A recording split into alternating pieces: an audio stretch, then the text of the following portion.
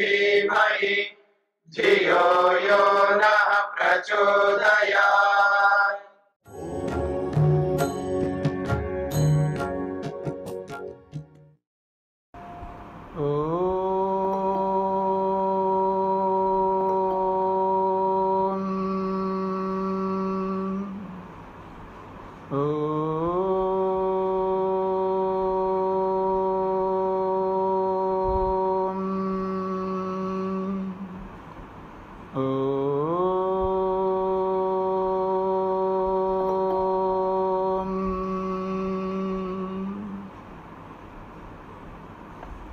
हाँ जी, ईशोपनिषद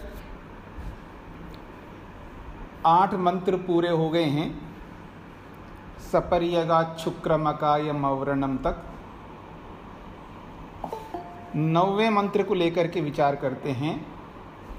मंत्र है अंधन्तमः प्रविशन्ति ये विद्यामुपासते ततो भूय इवते तमो य उ विद्यायां रताः। इसके पद है अंधम तमः प्रविशन्ति ये अविद्याम् उपासते ततः भूयः इव ते तमः य उ विद्यायां रताः। मंत्र कहता है ये का मतलब है जो लोग, सर्वनाम है ये, यह यौ ये, यम यौ यान, ऐसा रूप चलेगा। तो ये का अर्थ है जो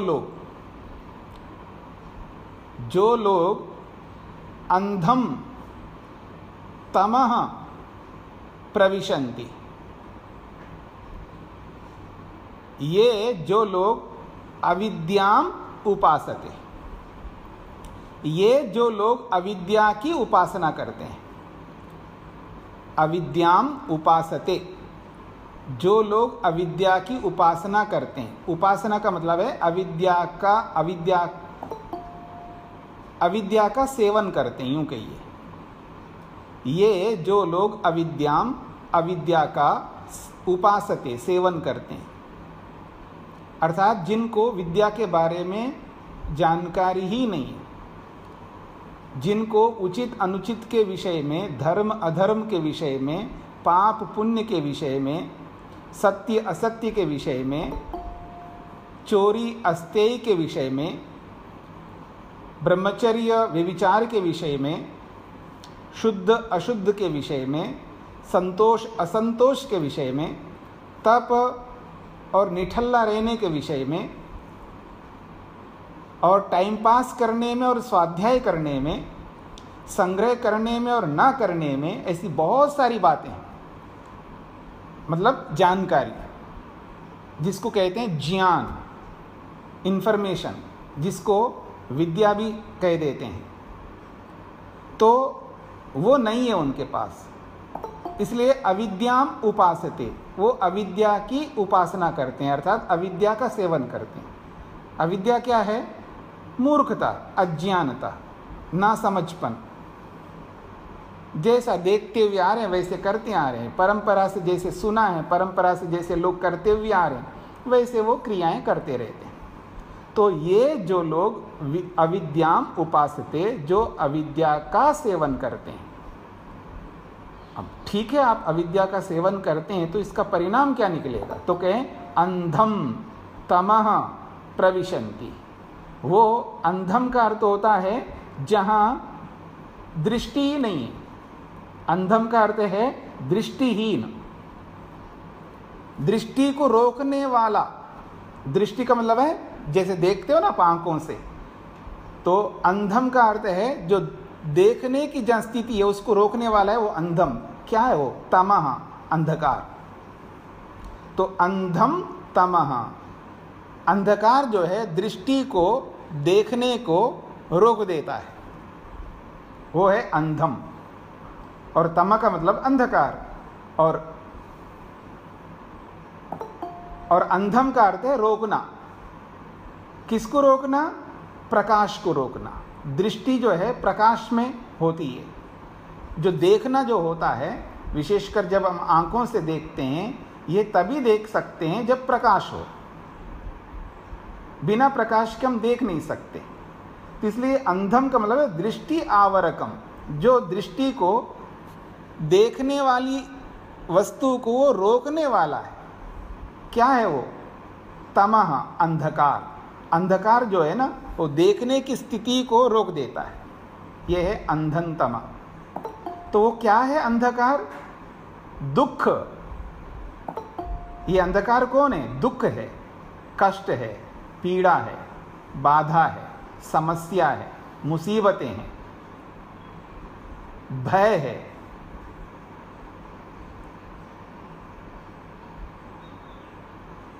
ये बात आपको पकड़नी है कि ये जो तमः है वो क्या है?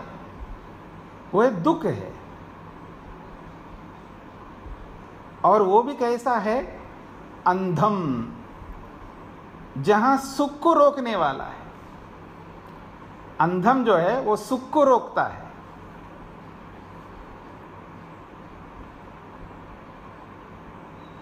तो यहां पर तमा का अर्थ अंधकार का मतलब है कोई अंधेरा नहीं है। यहां पर यहां तमा का अर्थ है दुख, कष्ट, पीड़ा, समस्या, बाधा, क्लेश, जिसको आप कह सकते हैं। तो वो जो दुख है, हर प्रकार का दुख, और कैसा दुख है? अंधन तमः, बिल्कुल सुख को रोकने वाला दुख है। मतलब वहां सुख की कोई गंध भी नहीं है, वहां सुख मिल ही नहीं सकता। जहां सुख मिल ही नहीं सकता, ऐसा दुख है। ऐसे जगह पहुंचता है व्यक्ति। कौन? आत्मा। वो आत्मा, कौन आत्मा? ये अविद्याम उपासते, जो मूर्खता का सेवन करते हैं। आपने ऐसा क्यों किया है जी? पता नहीं था जी। अजी पता नहीं था तो पता कर लेते। भगवान ने हमें महतत्व रूपी बुद्धि दी है, अहंकार दिया है, मन दिया है, इंद्रियां दिए, शरीर दिया है, साधन दिए, सब कुछ दिया है। क्या नहीं दिया है? तो ऐसे कैसे हम बोल सकते पता नहीं था जी? पता नहीं था तो पता कर लेते। पता करने के लिए तो बुद्धि दी है परमात्मा ने हमें। तो पता नहीं था इसलिए मेरे से गलती हो गई, ऐसा कह करके हम छूट नहीं सकते। इसलिए कह रहे हैं जो लोग मूर्खता का सेवन करते हैं, किसी भी विषय से संबंधित हो, याद रखना, ऐसे लोगों को अंधन तमः प्रविशन्ति का मतलब है प्रवेश करते हैं। और वो भी प्रा जोड़ा है, विशेष रूप से प्रवेश करते हैं। कहाँ? जहाँ केवल दुख ही दुख है, ऐसे जगह प्रवेश करते हैं। ऐसी योनि में प्रवेश करेंगे, ऐसे स्थान में पहुंचा देगा परमात्मा जहाँ सुख की गंध बिल्कुल नहीं मिलेगी। वहाँ सुख का है ही नहीं, वहाँ सुख होता ही नहीं, बस केवल दुख ही दुख होगा। और वो भी पता नहीं कैसा दुख होगा। तो कह रहे हैं अब अविद्या का सेवन करना बंद कर दो। फिर कह रहे हैं ततः भूय इव ते तमः या उ विद्यायाम रता। तथा का अर्थ है उससे भी, जो अविद्या का सेवन करते हैं उससे भी, ततः भूय उससे भी अधिक, इवा मानो, ते वो लोग, तमः दुख को, उ निश्चित रूप से प्राप्त करते हैं। कौन? ये जो लोग। कैसे लोग? विद्यायाम रता, जो विद्या में रत है, जानते हैं, जानकारी है, पूरा इंफॉर्मेशन है उनके पास में। क्या खाना है, क्या नहीं खाना है, कब उठना है, कब नहीं उठना है, कब सोना है, कब नहीं सोना है, धर्म क्या है, न्याय क्या है, सत्य क्या है, अहिंसा क्या है, सब पता है। और आप तो I know I know I know बोलते रहते हैं ना, मेरे को पता है, मेरे को पता है। जिसको भी पूछो सब कहते हैं मेरे को पता है।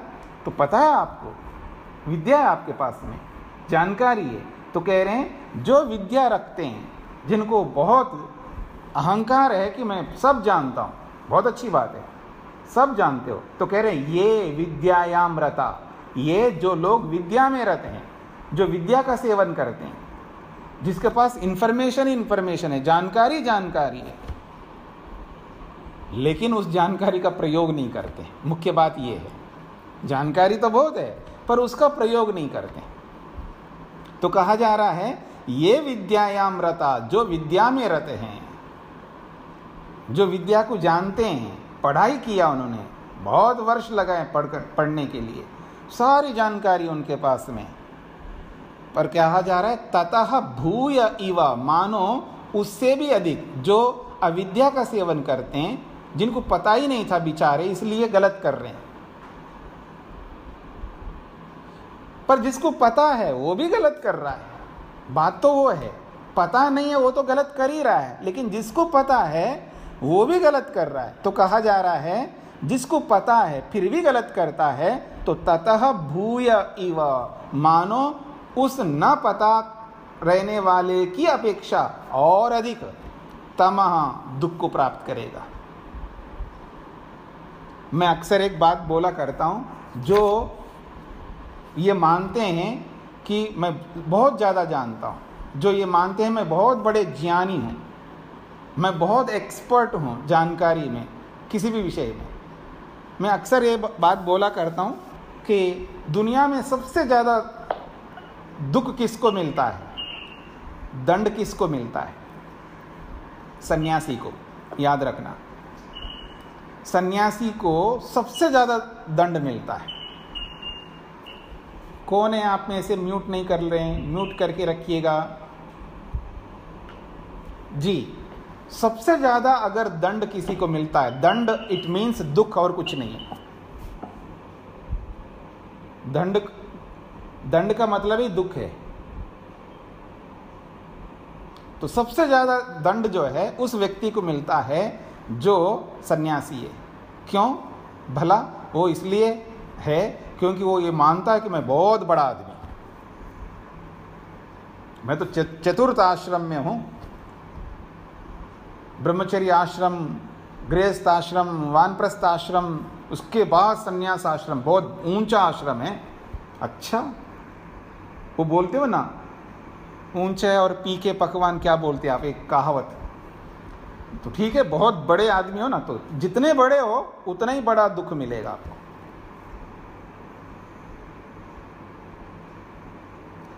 हंसो मत, हाँ आपके ऊपर भी आ रहा हूँ आपके ऊपर भी आ रहा हूँ। आप भी अपने आप को मानते हैं, हम भी बहुत बड़े हैं। तो जो अपने आप को जितना बड़ा मानता है उसको उतना अधिक दंड मिलेगा। क्यों? जिस बड़ा मान रहा है वो बड़ाई किस लिए? विद्या के कारण से, जानकारी के कारण से, इंफॉर्मेशन के कारण से, और इसलिए अपने आप को बड़ा, बहुत अपनी बुद्धि को बहुत ऊंचा मानता है। तो जितना ऊंचा मानता है उसको उतना ही ऊंचा दुख मिलेगा। याद रखना, ईश्वर छोड़ेगा नहीं, क्योंकि वो करता नहीं है ना, उसको क्रियात्मक रूप में उसका यूज, प्रयोग नहीं करता है, उसकी बात हो रही है। जो करता है उसकी बात ही नहीं हो रही है। जो विद्या का प्रयोग करता है उसकी बात नहीं हो रही है, और जिस विषय में विद्या का प्रयोग करता है उसके बारे में भी बात नहीं हो रही है। मेरी बात को अन्यथा नहीं लेना है। कोई यो सोचे ये बाबा जी पता नहीं अपने आप को क्या मानता होगा। मैं अपने आप को कुछ नहीं मान रहा हूँ। मैं ये कहना चाह रहा हूँ, जिस विषय में विद्या का प्रयोग जो कोई भी करता है उस विषय में बात नहीं हो रही है। बात उस विषय में हो रही है जिस विषय में पता होकर के भी विद्या का प्रयोग नहीं करता है, उसकी बात हो रही है। वो जो कोई भी हो, चाहे वो सन्यासी हो, चाहे गृहस्थी हो, चाहे कोई अस्थि हो, उन सबके विषय में बात हो रही है। वो कितना ही बड़ा आदमी हो, किसी भी पद पर रहने वाला हो, किसी भी प्रतिष्ठा में रहने वाला हो, कितना ही बड़ा परोपकारी हो, कुछ भी हो सकता है, उसमें कोई हमें दो राय नहीं है। बात वहां पर हो रही है जिस विषय में आदमी को पता है, जानकारी है, विद्या है उसके पास में, पर उसका यूज नहीं करता, प्रयोग नहीं करता। उस आदमी को दुनिया में सबसे ज्यादा दुख मिलेगा। ये मैं नहीं कह रहा हूं, वेद कह रहा है, शास्त्र कह रहा है। वो यही कहना चाहते हैं, ये विद्यायाम रता, जो विद्या में रहते हैं, लेकिन उस विद्या का प्रयोग नहीं करते हैं। ततो भूय, वो उन लोगों से भी अधिक दुख पाएगा। किन लोगों से? जिनको बिल्कुल पता नहीं था इसलिए गलत कर रहे हैं, उन लोगों से। इसलिए इस बात को समझ करके हमें चलना है कि अंधेरे में नहीं रहना। हम बहुत अंधेरे में रहते हैं, इतने अंधेरे में रहना हमें पसंद है। अंधेरे का मतलब बहुत अविद्या में रहते हैं, और अविद्या में आकंठ डूबे हुए हैं, फिर भी अपने आप को मानते हैं मैं बहुत बड़ा आदमी। मान लो, पर ईश्वर नहीं मानेगा आपको, किसी को भी, वो छोड़ेगा किसी को नहीं। इसलिए कहा जा रहा है जो मूर्खता का सेवन करते हैं, जिनको बिल्कुल पता नहीं इसलिए बेचारे मूर्खता का सेवन करते हैं। अगर उनको पता ही नहीं है, जैसे किसी को पता ही नहीं है कि ये खाना है नहीं खाना है, जो उनको खिलाते आ रहे हैं वो खाते जा रहे हैं। उनको कभी जानकारी नहीं मिली कि इसको खाना चाहिए, उनको ये जानकारी नहीं मिली कि इसको पहनना चाहिए, उनको ये जानकारी नहीं मिली ऐसा करना वैसा करना, कोई जानकारी नहीं मिली। और उनके पास ऐसा कोई जरिया भी नहीं है कि जानकारी प्राप्त कर सके। जो भी कारण है, कारण 50 हो सकते हैं, सैकड़ों भी हो सकते हैं, कारण कुछ भी रहे, जिनको कोई जानकारी नहीं है इसलिए वो गलत कर रहे हैं, उनको भी दुख मिलेगा क्योंकि गलत कर रहे हैं। मनुष्य होकर के गलत कर रहे हो तो जानकारी नहीं थी तो आप कहिए उनको पता नहीं था जी, कोई परिवेश नहीं था जी, वहाँ का कोई माहौल नहीं था, जो भी था वो सब हमारा कर्तव्य, वो सब पैदा करने का। मनुष्य बने हैं तो हमें हाथ पांव मार करके इधर उधर करके जहाँ ऐसी स्थिति होती है वहाँ जा करके कुछ भी करो करके जानकारी प्राप्त करनी है और दुखों से बचना है। इसलिए हम मनुष्य बने, कोई बहाना नहीं चलेगी यहाँ पर।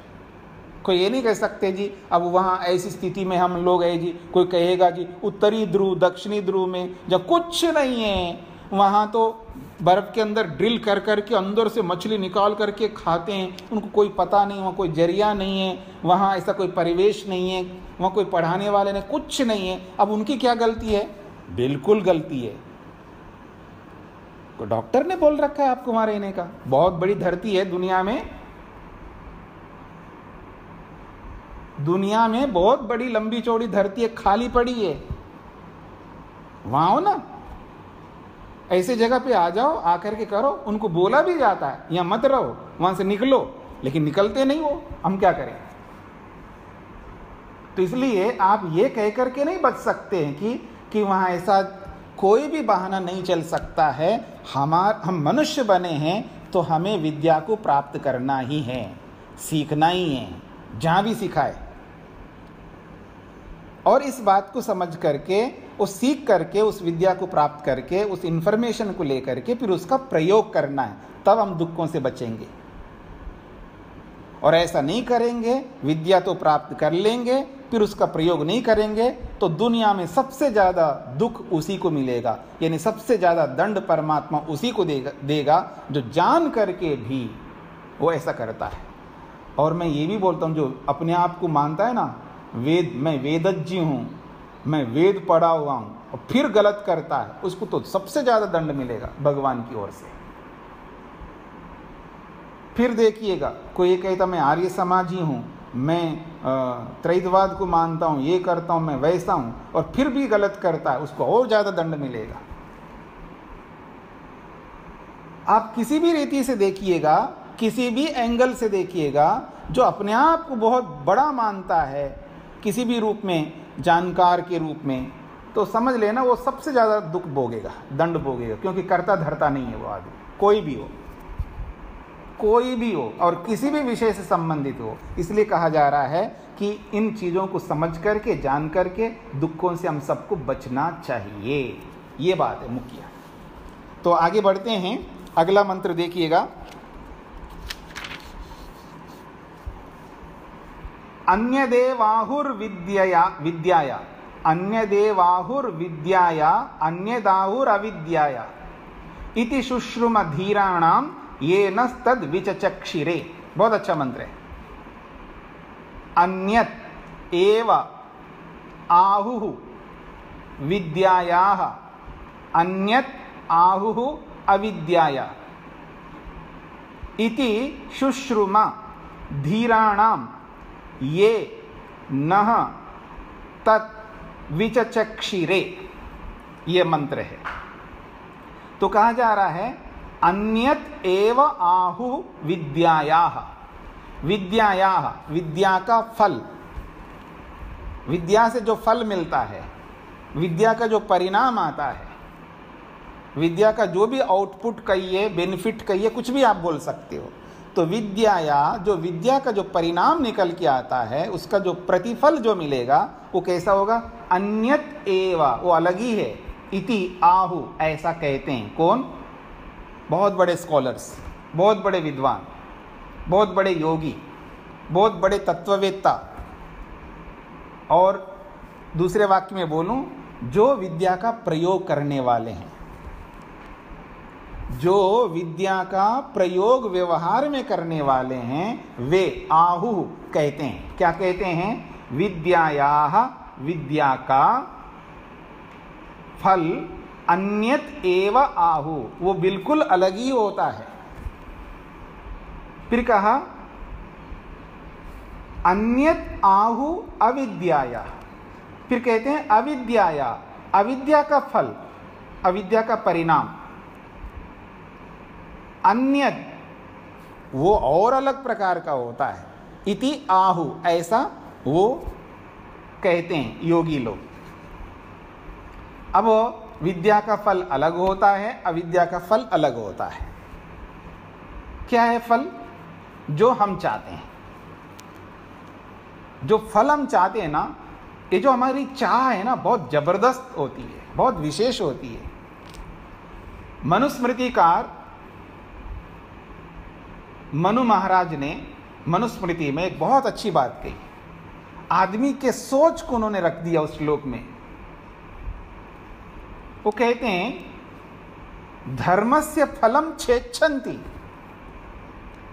धर्मस्य फलम च इच्छन्ति, धर्मस्य फलम च इच्छन्ति। धर्म के फल को चाहता है व्यक्ति, कौन नहीं चाहता है? पर धर्म नहीं करना चाहता है, ये बड़ी बात है। धर्म का फल चाहता है, लेकिन धर्म करना नहीं चाहता है। अधर्मस्य फलम नेच्छन्ति, अधर्म के फल को कभी नहीं चाहता। फिर वो कहते हैं अधर्म को यत्नपूर्वक करता है, योजना बना करके अधर्म करता है। अधर्म जो है वो योजना बना करके, बिल्कुल ऐसी योजना बनाता है, उसके लिए लंबी लंबी योजनाएं और बहुत लंबा टाइम लगा करके, बहुत बड़ा उसका एक प्रकार से ऐसी पूरा जाल बिछा करके बहुत प्रयत्न पूर्वक अधर्म करता है, लेकिन उस अधर्म का फल नहीं चाहता है। और एक ओर से धर्म का फल चाहता है, लेकिन धर्म नहीं करना चाहता, ऐसा मनु महाराज कहते हैं। तो यहां पर यह कहा जा रहा है विद्यायाः, विद्या का जो फल होता है अन्यत एव आहु, वो अलग ही होता है। क्या? जो आप चाहते हैं। क्या चाहते हैं आप? वाह, बड़ी शांति चाहिए आपको, बहुत बड़ी शांति चाहिए, उसमें कोई विघ्न ना आना चाहिए। शांति, ऐसी शांति चाहता है आदमी, बस पूछिएगा मत। और ऐसा सुख चाहता है, बस पूछो मत। और तृप्ति, बस पूछो ये मत।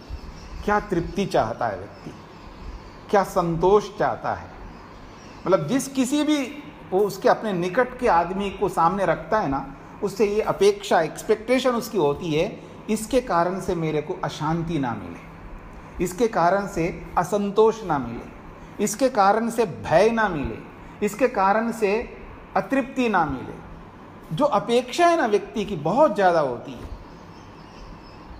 ये है विद्या का फल।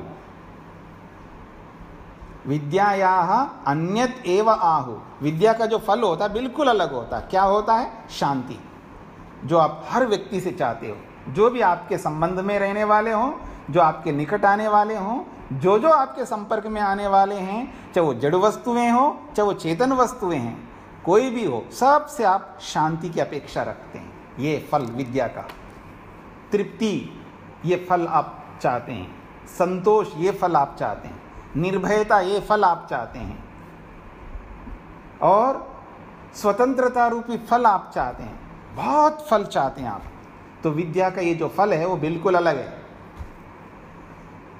जो मिलने वाला नहीं है। क्योंकि विद्या का फल तभी मिलेगा ना जब उस विद्या का प्रयोग करेंगे। केवल पोथी पढ़ने से फल नहीं मिलेगा, याद रखना। इंफॉर्मेशन गेन करने से, जानकारी इकट्ठा कर लेने से फल नहीं मिलने वाला है। उस इंफॉर्मेशन को यूज करना पड़ता है, व्यवहार में उतारना पड़ता है, धरती पे लाना पड़ता है।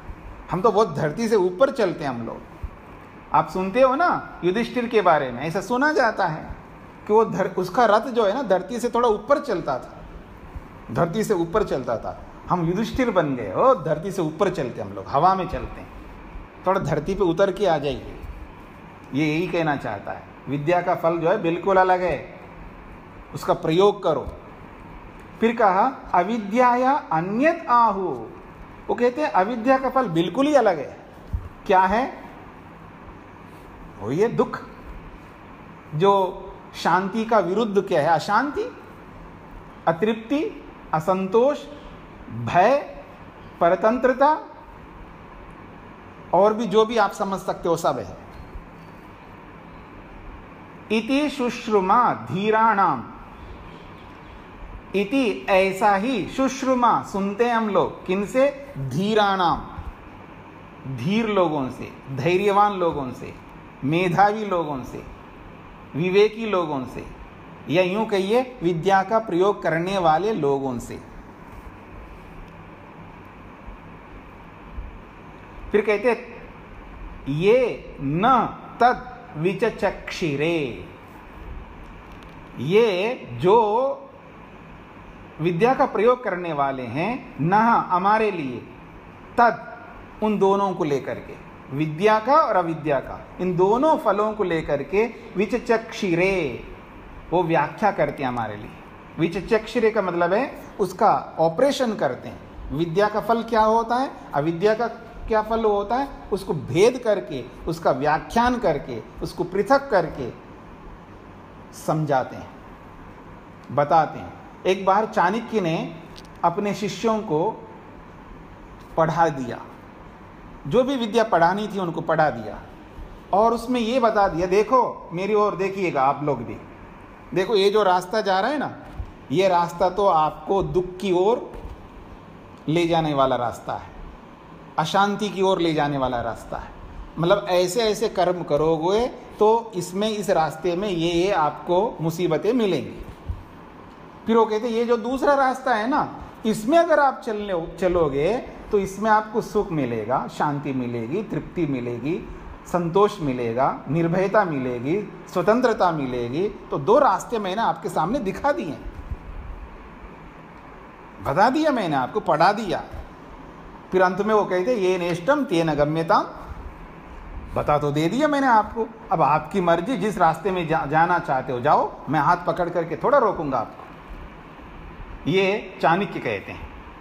तो ऐसे ही यहां पर बताया जा रहा है, तद विचचक्षिरे, ये जो धीर लोग हैं, विद्या का प्रयोग करने वाले हैं, तद उन दोनों फलों को, विद्या के फल को और अविद्या के फल को, इन दोनों के फलों को विचचक्षिरे, व्याख्या करके, पृथक करके, समझा करके वो हमारे सामने रख दिया है। अब हमारी मर्जी है हम किस फल को चाहते हैं। और मनुस्मृतिकार के, मनु महाराज के उन वचनों को भी याद रखिएगा, क्या कि अधर्म के फल को हम नहीं चाहते हैं, लेकिन यत्नपूर्वक अधर्म करें, और धर्म का फल जरूर चाहते हैं और यत्नपूर्वक धर्म ना करें। क्या करना है हमको, हम डिसाइड करेंगे ना स्वयं। वो यही कहना चाहते हैं, आदमी धर्म का फल चाहता है लेकिन धर्म नहीं करना चाहता है, अधर्म का फल कभी नहीं चाहता लेकिन यत्नपूर्वक अधर्म करता है। ये मनु महाराज कह रहे हैं। तो इसलिए यहां पर यही कहा जा रहा है कि ये दोनों का फल जो है बिल्कुल अलग अलग है, वो मिल नहीं सकते। ऐसा कभी मत समझना है कि अविद्या का जो फल है वो सुख मिलेगा और विद्या का फल जो है दुख मिलेगा। ऐसे कभी नहीं हो सकता। अविद्या का फल तो दुख ही मिलेगा। मतलब अविद्या में डूबे रहेंगे, मूर्खता में रहेंगे, जिसको आप कहते हैं ना ईर्ष्या करते रहेंगे, द्वेष करते रहेंगे, पता नहीं क्या क्या करते हैं, अहंकार करते रहेंगे, जो भी ये सारी चीज़ अविद्या है। ये सब काम, क्रोध, लोभ, मोह, ईर्ष्या, अहंकार जो भी हम करते हैं ये सब अविद्या है। ये अविद्या को ही दूसरे शब्दों में बोला जा रहा है। या योग की भाषा में बोलूं, अविद्या, अस्मिता, राग, द्वेष, अभिनिवेश। और लौकिक भाषा में बोलूं तो काम, क्रोध, लोभ, मोह, ईर्ष्या, अहंकार, ये सब, इन सबको अविद्या कहते हैं।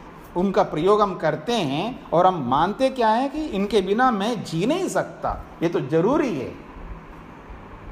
हमेशा के लिए नहीं, कभी कभी जरूरत पड़ती है, इसलिए हम रखते हैं, इसको अपने जीवन के साथ जोड़ के रखते हैं। जब जरूरत है झट उठा करके प्रयोग कर लेते हैं। जब ऐसा अवसर है झट गुस्सा करेंगे, जब अवसर आएगा तो लोभ करेंगे, जब अवसर आएगा तो अहंकार करेंगे, जब अवसर आएगा तो ये करेंगे, इस तरह का। इसलिए उसको हमेशा अपने साथ चिपका के रखते हैं। तो अविद्या का फल बिल्कुल अलग मिलेगा और विद्या का फल बिल्कुल अलग मिलेगा। अब आपकी मर्जी किस फल को आप चाहते हैं, ऐसा मंत्र कहना चाहता है। अब आगे बढ़ते हैं। अब ये जो अविद्या की बात हुई अभी तक, ये अविद्या आपके सामने आ चुकी है। अविद्या अस्मिता, राग, द्वेष, अभिनिवेश या काम, क्रोध, लोभ, मोह, ईर्ष्या, अहंकार के रूप में। अब एक मंत्र आ रहा है आगे, वो मंत्र थोड़ा सा इससे हट करके है, उसको समझना है और समझना बहुत जरूरी है। विद्याम च यस्तद वेदो भयम सह अविद्यया मृत्युम तीर्त्वा विद्ययामृतमश्नुते। विद्याम च अविद्याम च यह तत् वेद उभयम सह अविद्यया मृत्युम तीर्त्वा विद्यया अमृतम अश्नुते। ये मंत्र है, बहुत महत्वपूर्ण मंत्र है। ये कहता है विद्याम च अविद्याम च, चा का अर्थ है और, विद्या और अविद्या ये दोनों, यह जो कोई भी व्यक्ति, यह का मतलब है जो कोई भी व्यक्ति, तद, तद का मतलब है उन दोनों को, किन दोनों को, उभयम, ये जो दो बातें कही है विद्या और अविद्या, उभयम का मतलब इन दोनों को, तद उभयम इन दोनों को, सह साथ साथ, वेदा जानता है। यह जो कोई भी व्यक्ति, तद उभयम उन दोनों को, सह साथ साथ, किन दोनों को, विद्या को और अविद्या को। जो कोई भी व्यक्ति विद्या और अविद्या इन दोनों को साथ साथ वेदा जानता है। अच्छी बात है, जान लिया तो क्या होगा, अविद्या मृत्युम तीर्त्वा, अविद्या से मृत्यु से तर जाता है। बहुत बड़ी बात कही जा रही, अविद्या मृत्युम तीर्त्वा, अविद्या से मृत्यु को तर लेता है। फिर कहा विद्या अमृतम अश्नुते, और विद्या से अमृत, आनंद रूपी अमृत यानी मोक्ष को अश्नुते प्राप्त करता है।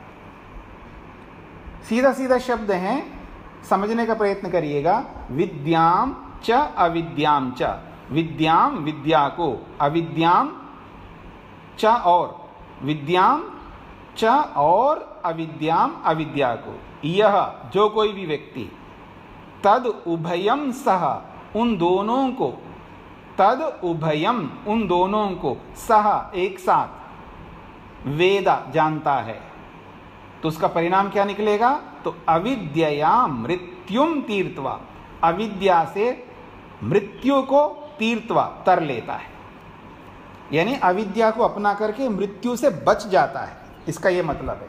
और विद्या अमृतम अश्नुते, विद्या से अमृत को प्राप्त करता है, यह मंत्र है। तो देखिए यहां पर जो मुख्य बात है, अविद्या से मृत्यु को कैसे तरता है यह समझना है। क्योंकि अभी तक जो अविद्या आपने पढ़ी है तो मूर्खता बताया उस अविद्या का, काम, क्रोध, लोभ, मोह, ईर्ष्या, अहंकार बताया था उसको, अथवा अविद्या, अस्मिता, राग, द्वेष, अभिनिवेश के रूप में बताया था, ऐसे जो विषय है जो मूर्खता से युक्त है, उससे मृत्यु को कैसे तर लेगा व्यक्ति, ऐसा दिमाग में आता है। क्योंकि अविद्या हमेशा हानिकारक होती है, और यहां मंत्र तो कह रहा है अविद्या से मृत्यु से तर जाता है। यह समझने वाली बात है। क्या अविद्या से मृत्यु को तर लेगा व्यक्ति? एक ओर से कहा जा रहा अविद्या तो मूर्खता है, इसको तो हटाना है जीवन में से, और इसी को हटाने के लिए हमें मेहनत करना है, और कर ही रहे हैं सब लोग। और मंत्र कहता अविद्या से मृत्यु को तर जाओ, यानी अविद्या से मृत्यु को जीत लो, इसका यह मतलब है। अविद्या से मृत्यु को जीता जाता है, ये बात कही जा रही है यहाँ पर। उल्टा हो गई ये। ऐसा आदमी को लगेगा, ये उस व्यक्ति को लगेगा जो शब्द विद्या को नहीं जानता। मुख्य बात ये समझना है आपको। और भले ही आप पूरे व्याकरण को नहीं जानो, समझो, मत पढ़ो, कोई बात नहीं, लेकिन मोटा मोटा जो हमारे जीवन के साथ जुड़ा हुआ है, ऐसे व्याकरण को जान लेना चाहिए। देखिएगा, आप लोगों ने भी पढ़ाई की होगी ना, भले आप में से कुछ लोग अंग्रेजी माध्यम से पढ़ाई की हो, और आप में से कुछ लोग हिंदी मीडियम से पढ़ाई की हो, तो वहाँ पर भी कुछ व्याकरण पढ़ाया जाता है। और कुछ लोग स्पेशल व्याकरण कोर्स लेकर के पढ़ते हैं, और कुछ लोग जो जितना थोड़ा बहुत आता है उतना पढ़ते हैं। कुछ लोग बहुत ज़्यादा व्याकरण जानते, चाहे अंग्रेजी का हो चाहे हिंदी का हो, जानते तो है ना आप लोग। ठीक इसी प्रकार से संस्कृत का भी थोड़ा बहुत व्याकरण समझ लेना चाहिए, और नहीं समझेंगे तो ये बात बिल्कुल नहीं समझ में आएगी। इसलिए व्याकरण तो आधार है किसी भी विद्या को, और विशेषकर ब्रह्म विद्या को समझना हो तो थोड़ा बहुत व्याकरण समझ लेना चाहिए। तो ये जो अविद्या शब्द का जो अर्थ है, ये बहुत महत्वपूर्ण है। ये जो आता है ना, वो निषेध के लिए होता है। वास्तव में न विद्या अविद्या, ये जो न शब्द है, न में व्याकरण में नकार को हटा दिया जाता है और उसमें से अकार बचाया जाता है। मोटी बात बता रहा हूं, आप समझने का प्रयत्न। जो व्यंजन से युक्त होता है ना शब्द, जैसे विद्या में वकार है ना, विद्या में सबसे पहले क्या वा है, तो व्यंजन है ये। तो जो जो शब्द व्यंजन से प्रारंभ होता है और उसके साथ में ना जोड़ दो, तो नकार में से अकार बचेगा, नकार हट जाएगा। जैसे ना विद्या अविद्या। अच्छा, गुरु शब्द है, ना गुरु अगुरु। स्वामी जी एक बार फिर बताइए, जो व्यंजन से शुरू होता है उसमें जो नकार, निषेध वाला जो नकार उसके साथ जुड़ता है, तो उस नकार में से अकार बचेगा, नकार हट जाएगा। ठीक है जी। जो जो शब्द व्यंजन से शुरू होता है उसके साथ जब निषेध जुड़ता है, निषेध को बताने के लिए नकार है, और उस नकार में से न हट जाता है और केवल अकार बच जाता है। तो जैसे ना विद्या अविद्या, न गुरु अगुरु, न गृहम अगृहम, ऐसे और किसी के साथ भी जोड़ सकते। लेकिन जो शब्द स्वर से प्रारंभ होता है, स्वर, तो वो नकार हटता नहीं है।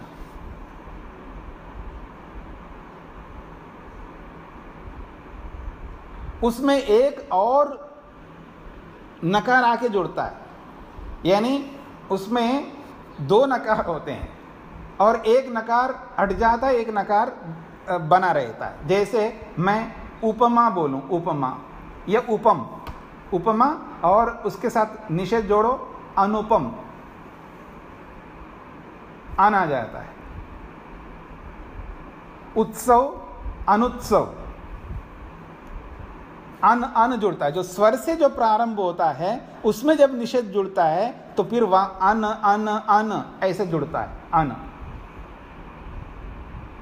जैसे अश्व, अश्व का घोड़े को कहते हैं अश्व, अनश्व। पकड़ में आ रहा है आप लोगों को? तो व्यंजन से प्रारंभ होता है तो ना हट जाता है और अकार बचा रहता है, और जब स्वर से प्रारंभ होता है उसमें जो नकार वाला ना हट जाता है, एक और नकार आ जाता है, तो फिर वहां अन अन अन ऐसे जुड़ता है। तो एक बात कही, ये केवल समझने की दृष्टि से। तो पर यहाँ पर व्यंजन है, तो न विद्या अविद्या, तो न अट जाता है और आ बचेगा, तो अविद्या। अब ये जो निषेध है, निषेध को बताने के लिए आकार जुड़ जाता है व्यंजन के साथ, पर ये जो निषेध होता है वो एक प्रकार का निषेध नहीं होता, ये समझना है आप सबको। मुख्य बात है, निषेध एक प्रकार का नहीं होता है, निषेध अनेक प्रकारों से होता है। निषेध के अनेक अर्थ होते हैं, और वो अर्थों का अगर हम समझ लेंगे तो ये अविद्या का मतलब समझ में आ जाएगा। और ये जो अविद्या है, इससे मृत्यु को कैसे जीता जाता है बहुत आसानी से आपको समझ में आएगा। पहले निषेध के कितने अर्थ हो सकते हैं वो समझ लीजिएगा। ये जो निषेध होते हैं, उन निषेधों के 6 अर्थ होते हैं, 6 अर्थ। आप लिखना चाहे तो लिख सकते हो, ताकि आगे आपको बहुत काम आएगा। एक होता है निषेध का अर्थ तत्सादृश्यम। तत्सादृश्यम का अर्थ होता है समानता। निषेध का अर्थ समान अर्थ होता है, जिसको आप कहते हैं ना तुल्य, समान।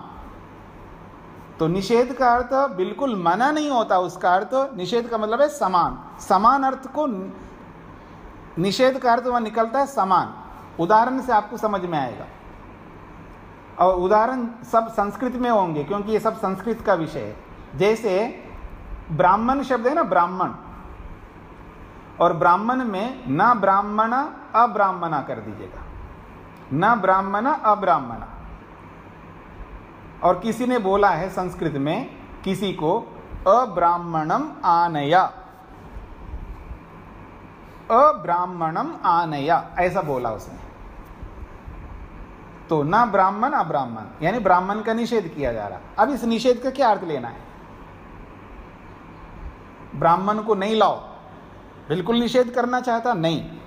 अब्राह्मणम आने का मतलब होगा ब्राह्मण जैसे को लाओ, इसका ही अर्थ होगा। यह सदृश है इसका अर्थ। निषेध का अर्थ समान अर्थ है, तुल्य अर्थ है। अब्राह्मणम आनया का मतलब ब्राह्मण जैसे को लाओ।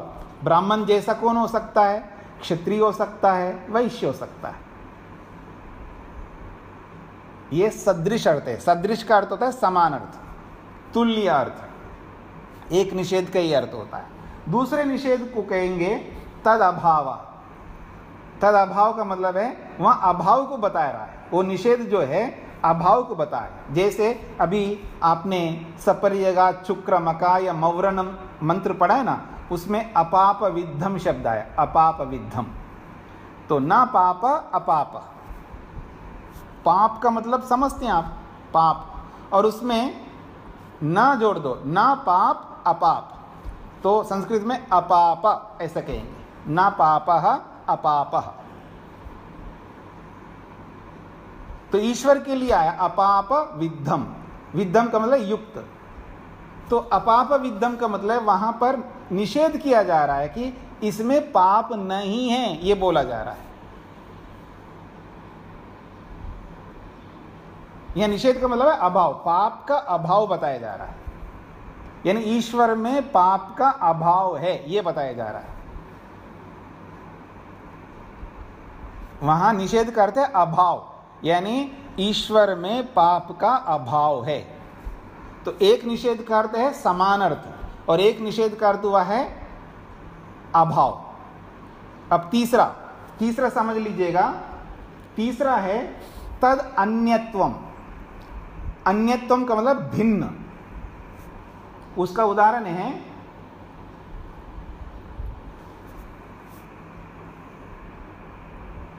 न अश्व अनश्व। अश्व का अर्थ होता है घोड़ा, और न अश्व अनश्व। अनश्व का मतलब यहां भिन्न अर्थ लेना है। यह घोड़ा नहीं है, क्या है? ये गाय है। ये घोड़ा नहीं है, क्या है? ये ऊंट है। यहां सदृश अर्थ नहीं है, याद रखना, समान अर्थ नहीं है। यहां भिन्न अर्थ है, भिन्न, अलग अर्थ है। न अश्व अनश्व। अनश्व का मतलब सह अश्व नास्ति अनश्व अस्ति। ये घोड़ा नहीं है, ये बैल है। ये घोड़ा नहीं है, ये ऊंट है। ये भिन्न अर्थ को बता रहा है। समझ में आ रहा है? एक तो समान अर्थ, एक अभाव अर्थ, एक तीसरा है भिन्न अर्थ। अब चौथा ले लीजिएगा। चौथा का अर्थ है तद अल्पता। अल्पता का अर्थ होता है न्यूनता, कम। न्यूनता को बताया जा रहा है, थोड़े को बताया जा रहा है। उदाहरण से आपको समझ में आएगा। मान लो कोई कन्या है, किसी कन्या को किसी ने देखा और उसने बोला है, अरे वहां एक कन्या खड़ी है। कैसी है वो? अनोदरा कन्या। अनोदरा कन्या। देखिए उदर शब्द है ना, उदर शब्द जो है स्वर से प्रारंभ होता है और उसमें अन जोड़ दिया। अनोदरा कन्या, मतलब उसको हिंदी में बोलूं मैं, अनोदरा कन्या का मतलब ऐसी कन्या जिसका पेट नहीं है, जिसका उदर नहीं है। उदर का मतलब पेट। अनोदरा कन्या, कन्या है वहां पर उसका पेट नहीं है। अब यह पेट नहीं है का मतलब क्या है? पेट का निषेध तो कहा जा रहा है, निषेध तो किया जा रहा है। तो ऐसी कोई कन्या हो सकती जिसका पेट ही ना हो? पेट तो है, अल्पत्व को बताया जा रहा है, यानी उसका वो गर्भवती नहीं है। गर्भवती का पेट बड़ा होता है और कन्या का जो पेट है वो बहुत कम होता है। अल्पता को बताया जा रहा है, न्यूनता को बताया जा रहा है। ये जो निषेध है, ये निषेध न्यूनता को बताता है। तो एक समानता को बताता है, एक अभाव को बताता है और एक भिन्नता को बताता है, एक अल्पता को बताता है। कितने अर्थ हो गए? 4। पांचवा अप्राशस्त्यम। अप्राशस्त्यम का अर्थ होता है निकृष्टता। एक होता है उत्कृष्टता और एक होता है निकृष्टता। तो मैं कुछ बोलूं, अपशवः, अपशवः, या एक शब्द एक वचन में बोलो अपशु, ना पशु अपशु। अब अपशु का मतलब क्या लेना है? निकृष्ट अर्थ लेना है। ये पशु नहीं है यहाँ पर, ये तो बिल्कुल निकृष्ट प्राणी है यहाँ पर। जिसको आप निकृष्ट मानते हो उसको ले लेना। वहां निषेध जो है निकृष्टता को बताने वाला है, ना पशु अपशु। और बहुवचन में करेंगे ना पशु ना पशव अपशव, मतलब बहुत कृमि है, क्षुद्र जंतु है, ऐसा जिसको बोल सकते हैं। तो ये निकृष्टता अर्थ देने वाला निषेध है। 5 अर्थ हो गए आपके सामने। और छठा है विरोध। विरोध में यही बता दूंगा, न धर्म अधर्म, ये विरुद्ध है। न धर्म अधर्म। अधर्म का अर्थ है यहां पर धर्म नहीं है, क्या है? अधर्म है। ये वास्तव में विरुद्ध अर्थ है, धर्म का अपोजिट। तो 6 प्रकार के अर्थ आपके सामने रखा है निषेध के। एक विरुद्ध अर्थ में, एक निकृष्ट अर्थ में, और एक अल्पता अर्थ में, और एक भिन्न अर्थ में, और एक अभाव अर्थ में, और एक सादृश्य अर्थ में, समान अर्थ में। ऐसे 6 प्रकार के निषेध होते हैं। और इन 6 प्रकार के निषेधों में यहाँ जो अविद्या है, ये कौन सा निषेध है, ये समझना है। ना विद्या अविद्या, तो यहाँ जो अविद्या है ये इन 6 में से वो है जिसको कहते हैं अन्यत्व, भिन्न। भिन्नता को बताया जाए, यानी विद्या से भिन्न। यहाँ अविद्या का मतलब मूर्खता नहीं, विरोधी अर्थ नहीं यहाँ पर, क्योंकि विद्या का विरोधी तो है मूर्खता, पर यहाँ विरोधी अर्थ में नहीं अविद्या, ये भिन्न अर्थ में है। अब विद्या से भिन्न क्या है, ये हमको समझना है। देखिए 3 चीजें होती हैं हमारे जीवन में, इन तीनों से कभी हम हट नहीं सकते हमारा जीवन। एक होता है कर्म, एक होता है भक्ति उपासना, और एक होता है विद्या ज्ञान। ज्ञान, कर्म और उपासना, ये 3 चीजें हमारे जीवन में। तो विद्या से भिन्न क्या बचेंगे जी? तीनों में से विद्या को हटा दो तो क्या बचेंगे? कर्म और उपासना। तो यहां अविद्या का अर्थ है कर्म और उपासना, क्योंकि भिन्न अर्थ लेना है, विरोधी अर्थ तो लेना नहीं है, तो भिन्न अर्थ लेना है। तो अविद्या करते हैं विद्या से भिन्न जो है कर्म और उपासना। तो अविद्या मृत्युम तीर्थवा करते हैं कर्म और उपासना के माध्यम से मृत्यु को जीत लेना है। और विद्या अमृतमश्नुते का अर्थ है विद्या से मुक्ति को, मोक्ष को प्राप्त कर लेना है। ये अर्थ है यहाँ पर। हाँ जी, सबको समझ में आ रहा है? इस बात को पकड़ रहे हैं ना आप लोग? अविद्या का अर्थ यहाँ कर्म उपासना है। कर्म और उपासना लेना है। हाँ जी, क्योंकि विद्या से भिन्न तो तीन चीजें हमारे सामने, कर्म, ज्ञान, कर्म, उपासना। अब ज्ञान से भिन्न क्या होंगे? बचे हुए दो ही है, कर्म और उपासना। कोई चौथी चीज तो हमारे सामने है ही नहीं है। तीन ही चीजें हमारे जीवन में।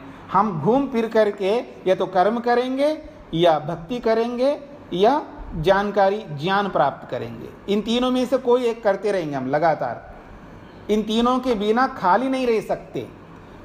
कभी हम ज्ञान प्राप्त कर रहे हैं, विद्या प्राप्त कर रहे हैं, तो कर्म और उपासना नहीं कर रहे होते हैं। यदि उपासना कर रहे हैं तो कर्म और ज्ञान नहीं प्राप्त कर रहे होंगे। और जब कर्म कर रहे हैं तो न भक्ति हो रही है और न विद्या प्राप्त हो रही है। तो तीनों में से एक समय में एक करते रहेंगे। म्यूट करके रखिएगा। तो विद्या से भिन्न कर्म और उपासना ही बचते हैं। तो अविद्या का अर्थ है यहाँ पर कर्म और उपासना के माध्यम से। कैसे कर्म? निष्काम कर्मों के माध्यम से और उत्कृष्ट उपासना के माध्यम से मृत्यु को जीत लेता है योगी, फिर विद्या से अमृत को प्राप्त करता है। ये इसका अर्थ है। हाँ जी, तो इसको मैं यहीं पर विराम देता हूँ। थोड़ा प्रश्नोत्तर पर आता हूँ मैं।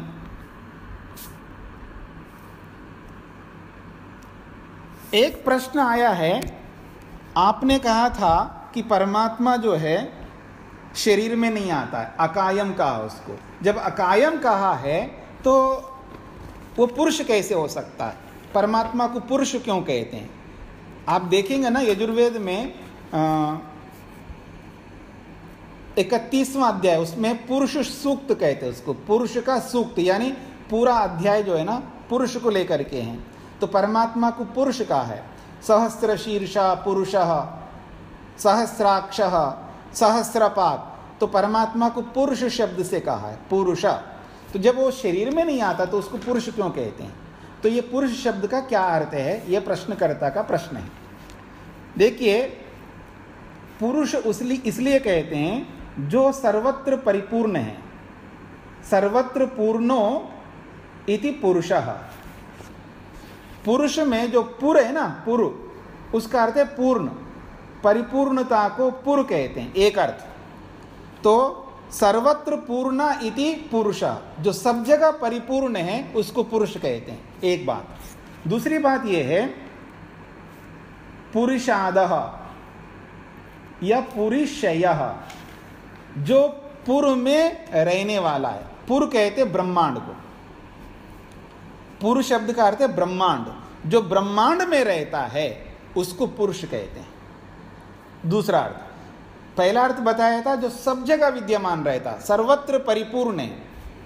पूर्ण इति पुरुषः, जो पूर्ण होता है उसको पुरुष कहते हैं, एक अर्थ। दूसरा अर्थ है, ये परमात्मा से संबंधित अर्थ चल रहा है, इसमें आपको भी पुरुष कहते हैं, तो ये अर्थ आप में लागू नहीं होगा।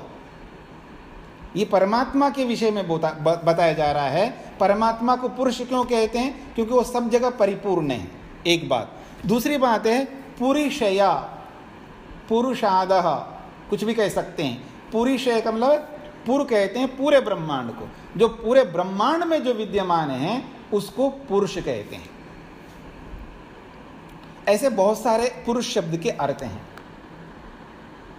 तो भले हमारे जैसे शरीर में परमात्मा नहीं रहता, लेकिन ब्रह्मांड में रहने के कारण से उसको पुरुष कहते हैं। सर्वत्र परिपूर्ण है इसलिए पुरुष कहते हैं। और हमें पुरुष क्यों कहते हैं? क्योंकि हम शरीर रूपी नगर में पुरुष, शरीर रूपी घर में रहते हैं, शरीर रूपी नगर में रहते हैं, इसलिए हमको भी पुरुष कहते हैं। हम परिपूर्ण होने के कारण से पुरुष नहीं है। हम किसी में रह रहे हैं इसलिए हमको पुरुष कहते हैं, बस इतना अर्थ हमारे साथ लेना है। हाँ जी, और किसी ने और भी प्रश्न किए हैं, अब अलग अलग नंबर से देखना पड़ेगा मेरे को, इसलिए अच्छा ये होगा आप लोग लिख के रख लें, फिर इस समय आप सुना दें अपने प्रश्न को, फिर मैं आपको बता दूं तो अच्छा रहेगा, नहीं तो मेरे को ढूंढना पड़ेगा किसका प्रश्न आया हुआ है। एक बार मैं देख लेता हूँ। हाँ, एक प्रश्न आया है, जब आध्यात्मिक क्रियाकलाप करते हैं तो लगता है यही ज़रूरत है। किसी का प्रश्न बहुत अच्छा आया, समझ लीजिएगा। जब आध्यात्मिक क्रियाकलाप करते हैं तो लगता है यही मार्ग अच्छा है, यही ज़रूरत है, परंतु जब लौकिक कार्य करते हैं तो लगता है कि यह भी ज़रूरत है, क्योंकि पारिवारिक जिम्मेदारी है, सामंजस्य स्थापित नहीं कर पाते हैं। कृपया सरल उपाय से मार्गदर्शन करने की कृपा करें। एक प्रश्न है। देखिएगा, जब आध्यात्मिकता की क्रिया का मतलब जैसे ध्यान करते हैं, यज्ञ करते हैं, सत्संग सुनते हैं, तो व्यक्ति को लगता है कि हाँ यही मार्ग बहुत अच्छा है, ऐसे ही करना चाहिए, उसको लगता है। और जब वो पार्टी में जाता है, शादी में जाता है, हाँ, और भी बहुत सारे संसार के जो कर्म करता है, तो उसको लगता है यही अच्छा है। अब दोनों का सामंजस्य कैसे बिठाए, ऐसे प्रश्नकर्ता का प्रश्न है। ये तो बहुत सरल है, सामंजस्य तो बिठाओ। मैंने पीछे भी बोला था, जिस वक्त जिस कार्य को करना है उस कार्य को करो, यानी अपने कर्तव्यों का पालन करो, तो दोनों आध्यात्मिकता भी रहेगी आपके जीवन में और भौतिकता भी रहेगी। कर्तव्य है कि संध्या करनी है, ये कर्तव्य आपको संध्या करने का कर्तव्य है, उपासना करने का कर्तव्य है, तो उपासना संध्या का जब समय आ जाए वो करो। और जब पार्टी में जाने का समय आया है, क्योंकि आप गृहस्थ में हैं तो आपको जो संबंध है वो निभाना है, तो वो चले जाना वहाँ पर। और कोई कहे जी संध्या के समय ही पार्टी में जाना हो तो संध्या पहले कर लो या बाद में कर लो, वो तो विकल्प हो गए, वो रोज का काम नहीं है ना। वो तो विकल्प जब होता है, कोई मुसीबत आ जाए तो उसको आगे पीछे कर सकता है, कोई भी कर सकता है, कर लेना चाहिए। बात रूटीन की बात चल रही है, तो आपके जो कर्तव्य है, आध्यात्मिक क्रियाएं जो है वो आपके कर्तव्य आपको करने हैं, तो उनका जब वक्त समय आएगा तब उनको भी करो, और जब भौतिकता के कामों को करने का समय आए तो भौतिकता को कर लो। और आदमी क्या कर लेता है, वो भौतिकता वाले कर्मों को तो बखूबी रुचि से कर लेता है और आध्यात्मिकता वाले को छोड़ देता है, इसलिए सामंजस्य नहीं बैठता। तो दोनों करो, क्योंकि आध्यात्मिकता वाले कर्म आप गृहस्थ में होने के कारण से वो बहुत कम है। हमें तो दिन भर करना पड़ता है, हम गृहस्थ नहीं है, हमको तो दिन भर करना पड़ता है, यही काम हमारा धंधा यही है। लेकिन आपका धंधा ये नहीं है ना, जब जब वो समय आए तब तब वो करो, और जब जब आप, क्योंकि आपको लौकिकता में सबसे ज़्यादा रहना है, पर जब आध्यात्मिकता का या आध्यात्मिक क्रियाओं को करने का जब वक्त आए उसको कभी ना छोड़ना, तब आपका सामंजस्य बैठ जाएगा। अगला प्रश्न है आपका कि परमात्मा जगत के अंदर व बाहर दोनों जगह पर बराबर है, परंतु योगी जन इस परमात्मा को शरीर के अंदर ही प्राप्त करते हैं, तो बाहर भी जब परमात्मा है तो बाहर क्यों नहीं अनुभव कर सकते, ऐसा उनका प्रश्न है। तो उन्होंने मेरे उत्तर को नहीं सुना होगा शायद उस समय, तो कभी कभी जो है व्यक्ति ध्यान नहीं देता, तो आप ध्यान दीजिएगा, दोबारा मैं बताता हूँ। भगवान शरीर के अंदर भी है और शरीर से बाहर भी है, सब जगह है परमात्मा। और मैंने कहा था शरीर के अंदर ही योगी देख सकता है, शरीर के बाहर नहीं देख सकता। तो प्रश्नकर्ता का प्रश्न है, जब भगवान सब जगह है, बाहर भी है, तो बाहर भी तो देख सकता है, ऐसा प्रश्नकर्ता का प्रश्न है। इसका समाधान ये है, बिल्कुल कभी नहीं देख सकता बाहर। क्यों? क्योंकि बाहर देखने के लिए उसके पास साधन है, इंद्रियां। तो इंद्रियों से तो परमात्मा प्राप्त नहीं हो सकता, आपने सुन ही लिया वहाँ पर शास्त्र में, कठोपनिषद में। मतलब इंद्रियों से, क्योंकि बाहर देखने के लिए साधन चाहिए, तो ये इंद्रियां हमारे लिए साधन है। तो इन साधन रूप इंद्रियों से बाहर परमात्मा को आप देख नहीं सकते। और रही बात मन से देखने की, मन से देखना है तो मन हमारे शरीर में, शरीर से बाहर नहीं निकल सकता मन, तो मन को बाहर भेज करके बाहर नहीं देख सकते। अगर मन को भेजोगे तो साथ में आत्मा को जाना पड़ेगा, शरीर से बाहर आत्मा को जाना पड़ेगा। अगर कोई कहे जी हाँ जी मन को तो भेजा जा सकता है, तो ठीक है जी, मन को भेजोगे तो आत्मा को भी जाना पड़ेगा। वहाँ केवल अकेला मन कुछ नहीं कर सकता, क्योंकि वो तो साधन है, उसके साथ में आत्मा को जुड़ना पड़ेगा। तो शरीर से बाहर निकलना पड़ेगा आत्मा को, फिर बाहर देख सकते हो। मैंने बोला था ना, आपने नहीं ध्यान दिया होगा, ये मेरी जिम्मेदारी है, मेरे को बखूबी से आत्मा को निकालना आता है, मेरे को क्या आप सबको आता है। आप कोई भी चाहते हो आपके शरीर में से आत्मा को निकाल करके बाहर दर्शन करवाना है आपको, मैं करा दूंगा, पर गारंटी नहीं ले सकता दोबारा आपके शरीर में डालने का। मंजूर हो तो मेरे पास आ जाना। तो बाहर तो कोई भी निकाल सकता है आत्मा को, लेकिन दोबारा नहीं डाल सकता है। इसलिए आत्मा बाहर नहीं देख सकता परमात्मा को, अपने शरीर के अंदर देखेगा। जहाँ वो है वहीं देख सकता है, बाहर देखने के लिए उसके पास सामर्थ्य नहीं है, ये समझ लीजिएगा। हाँ, और किसी का कोई प्रश्न हो तो पूछ सकते हैं आप।